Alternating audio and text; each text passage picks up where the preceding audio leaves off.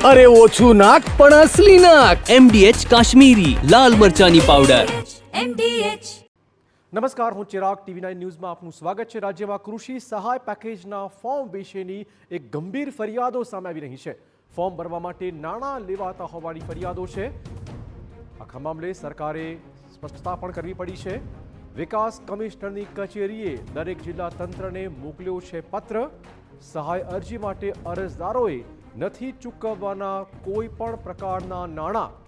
સહાય માટે કોઈ પણ અરજદારે એક રૂપિયો પણ ચૂકવવાનો થતો નથી। આ પ્રકારની સ્પષ્ટતા કરી છે સરકારે।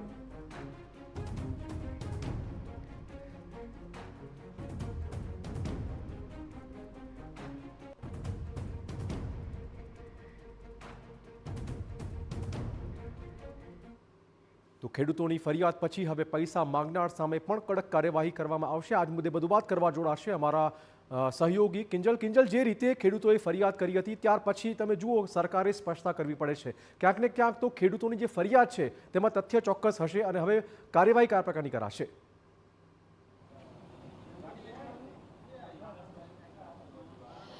देखो, જે ફરિયાદો મળી છે એ ખાસ કરીને બનાસકાંઠા સૌરાષ્ટ્રથી સૌથી વધારે ફરિયાદો મળી છે કે જ્યાં ખેડૂતોને ફોર્મ દીઠ ન માત્ર 100 રૂપિયા લેવામાં આવે છે પરંતુ તેની એન્ટ્રી કરવા માટેના 20 રૂપિયા લેવામાં આવે છે। તે પ્રકારની ફરિયાદ સરકારને મળી છે, જેને લઈને સરકાર દ્વારા તાત્કાલિક ધોરણે ઠરાવ કરવામાં આવ્યો છે અને એવી સ્પષ્ટતા કરવામાં આવી છે કે ફોર્મને લઈને કોઈપણ પ્રકારના જો પૈસા લેવાના નથી અને તેની સાથે જે એન્ટ્રી કરવાની છે તો એન્ટ્રી માટેના જે 20 રૂપિયા છે એ જે સરકારનું બજેટ છે, કૃષિ બજેટ જે તે વિભાગને આપવામાં આવ્યું છે જિલ્લાઓમાં તેમાંથી વાપરવાના છે। એટલે કે જો આ પ્રકારની હવે કોઈ પણ પ્રકારની ગેરરીતિ કરવામાં આવશે અથવા તો જે પણ લાભાર્થીઓ છે તેમની પાસેથી કોઈ પણ પૈસાની માંગણી કરવામાં આવશે તો તેની સામે કાયદાકીય પગલાં છે તે લેવામાં આવશે। જો કોન્ટ્રાક્ટર પર કર્મચારી હતો તો તેનો કોન્ટ્રાક્ટ છે તે રદ કરવામાં આવશે અથવા તો અન્ય પગલાં પણ લઈ શકાય છે। કેમ કે જ્યારે આ જે સહાય છે 10,000 કરોડથી પણ વધારેની સહાય છે એ સહાય છે તો તેની માટે કોઈ પૈસા લેવાના નથી, કોઈ પ્રાવધાન નથી, પરંતુ જે ફરિયાદો છે તેને લઈને સરકાર દ્વારા તાત્કાલિક ધોરણે પરિપત્ર પણ કરવામાં આવ્યો છે। તેની સાથે જ તમામ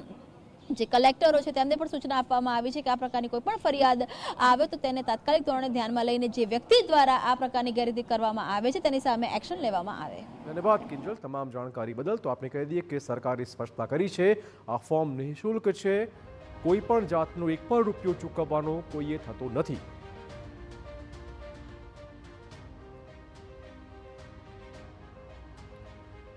તો ખેડૂતોએ ચોક્કસ ફરિયાદો કરી હતી કે ફોર્મ પેટે પૈસા વસૂલવામાં આવી રહ્યા છે। આ ફરિયાદના આધારે જ સરકારે સ્પષ્ટતા કરી છે અને જે લોકો આ ફોર્મના પૈસા લઈ રહ્યા છે તેમની વિરુદ્ધ પણ હવે કામગીરી શરૂ કરવામાં આવશે।